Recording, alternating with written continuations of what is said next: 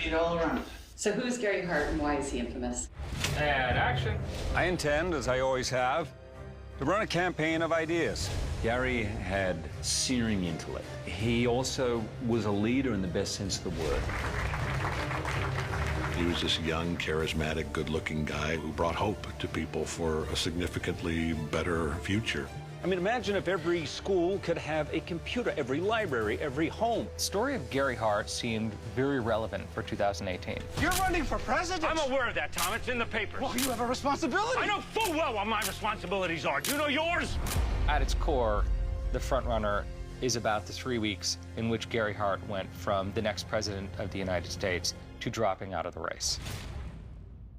In 1987, there was a moment where a very qualified candidate made some serious mistakes. I came here today to talk to you about America's future. And within a few weeks, he found himself in the middle of the night getting questioned by journalists. I'd like to ask you about the woman that's staying in your townhouse. No one is staying in my townhouse.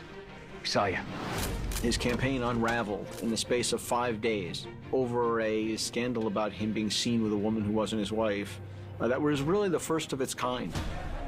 There are stories being written right now. It's gossip, Dix. It'll blow over. I don't think it's gonna blow over. Gary, by nature, was a private person, and he understood that voters needed to have confidence in your character and your ability to follow through on what you say you're going to do. But he never felt comfortable with the level of intrusion that was starting to appear. Hart marked the beginning of an era where there's a media frenzy about nearly any rumored facts that are uncovered about candidates. Do you feel like you have a traditional marriage? Follow me around. Put a tail on me. You'd be very bored. What we depict in the film, the story that it tells, is the story of really this moment in American politics when the worlds of politics and entertainment collided. And then, you know, it just all came crashing down, and then people were devastated.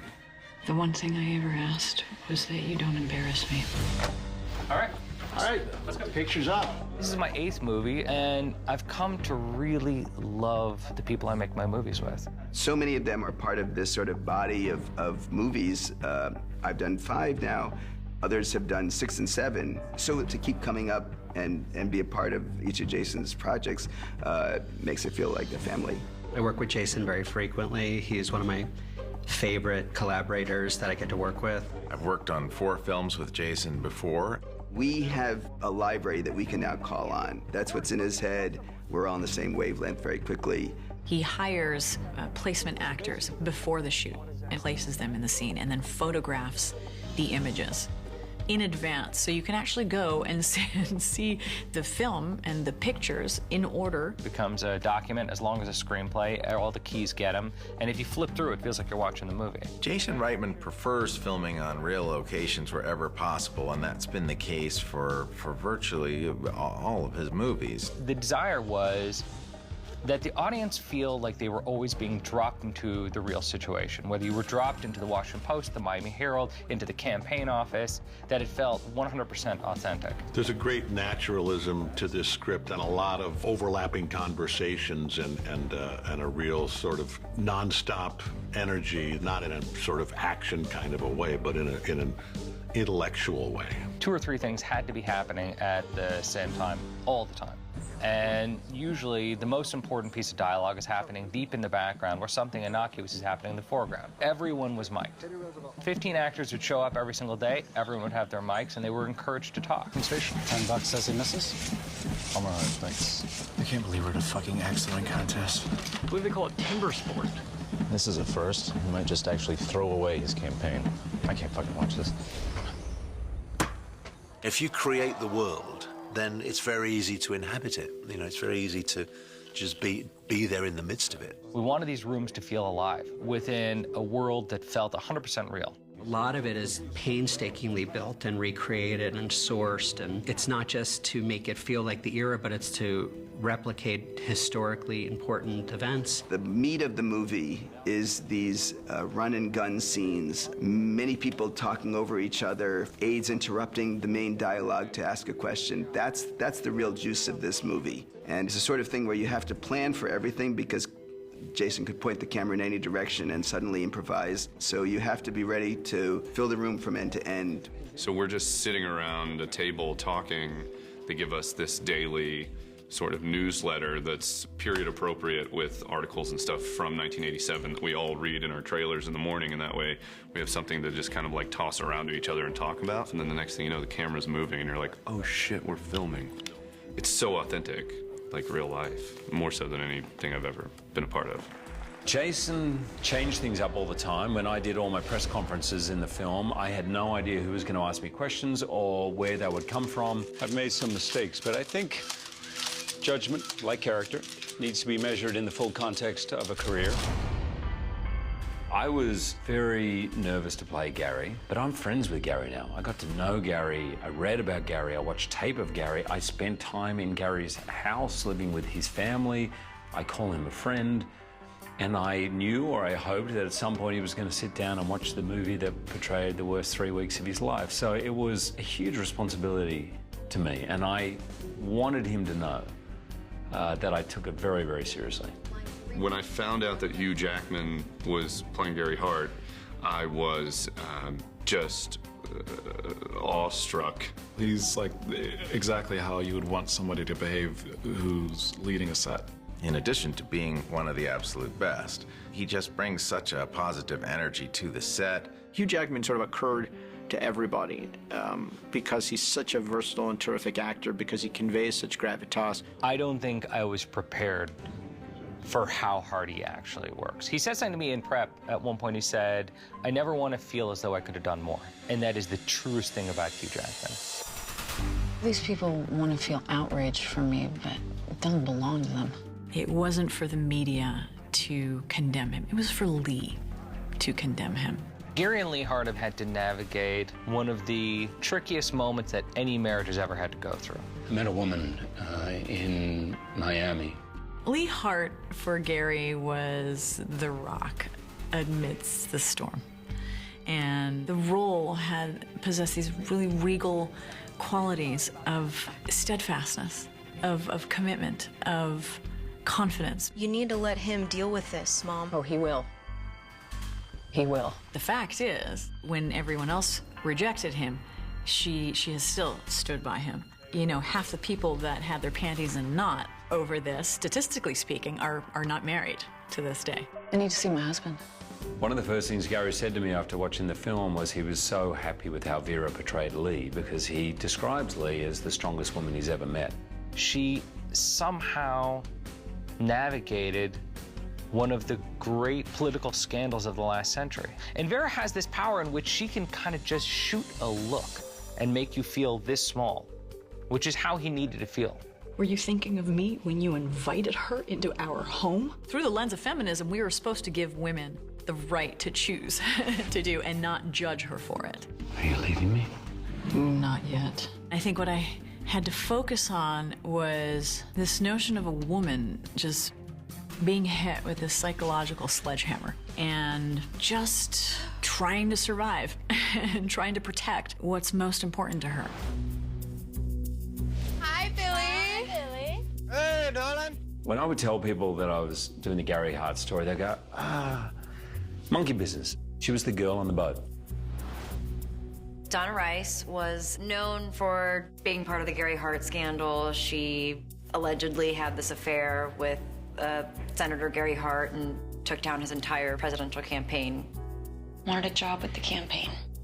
I think Donna Rice is perhaps the most misunderstood character in this story. You think I'm some stupid bimbo?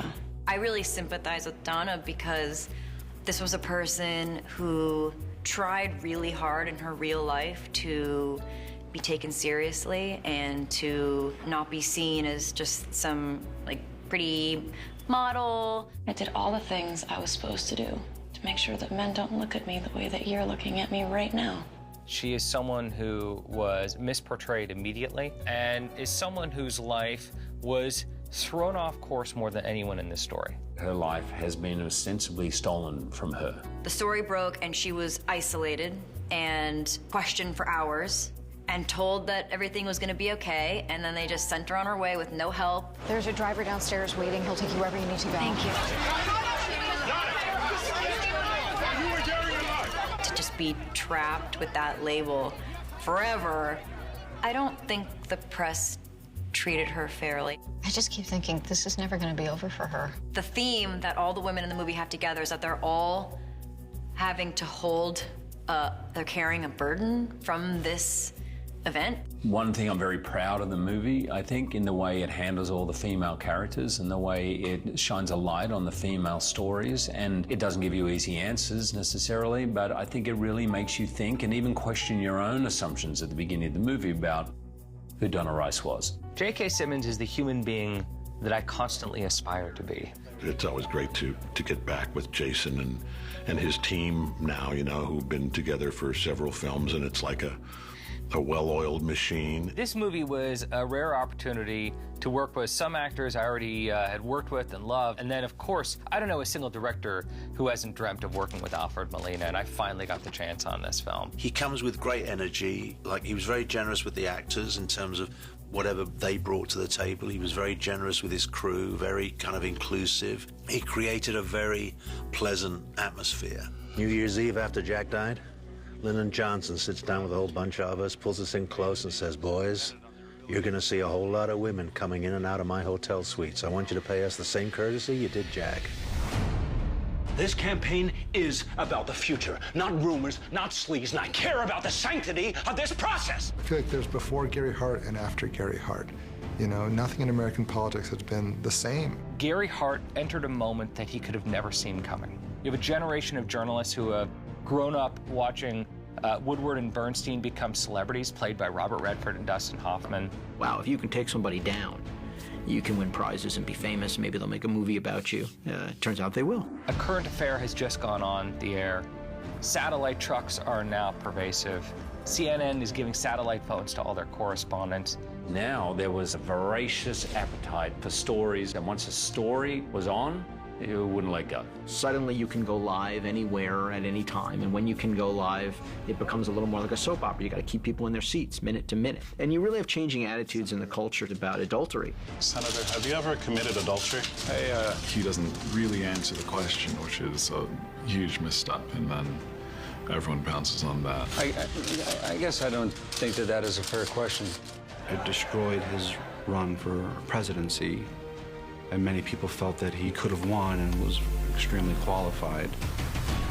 This is one of those first spark moments where you see people at the Miami Herald, people at the Washington Post, trying to figure out where the story actually is and what people should know. They want us to hold for a day. Why? Just so we can get our shit straight, maybe get the girl's name? Can't. We lose half the readers. We can't do it. We can't do it. The idiot says, "Follow me around," and then goes and fucks his mistress. It was a throwaway line. They're using it after the fact to justify their tabloid bullshit. Journalists now more than ever are being forced to ask questions you don't want to ask, knowing information you're not sure whether you should tell. And this blurring of the lines between gossip journalism and political journalism. It certainly started the trend of, like, this is more entertainment than actual newsworthy reporting. Can I ask you about your separation? It's a really common occurrce. I'd avoid it if you can. Look, Why should anybody care? Maybe some of us. We feel that way. Reporters. He's investigating this very particular moment in history where politics turned tabloids, and it has become the American way of politics.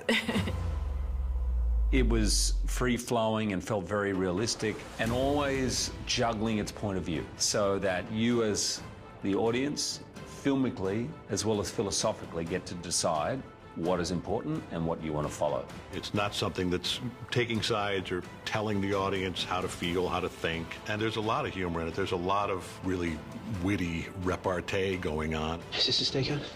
No, we ran out of gas. And it also feels very human. You see the chaos, you see the mistakes, you see the flaws, and there is no hero and no villain. And ultimately, I think what it does is, rather than give you easy answers of should he or shouldn't he have been president, it asks you questions as an audience about what is interesting and what is important.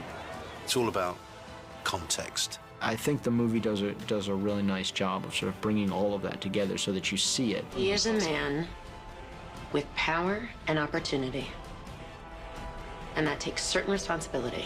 Someone will dredge up something you said in a moment 15 years ago and act like it somehow encapsulates your life. We're all human beings. We're all going to make mistakes. And we have to ask ourselves, what flaws do we want in our leaders? What flaws are we willing to put up with? These are the questions that we need to ask ourselves, especially as we contemplate how do we elect the next president.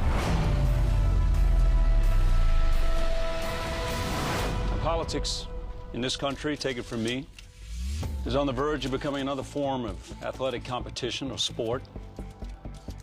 We'd all better do something to make the system work.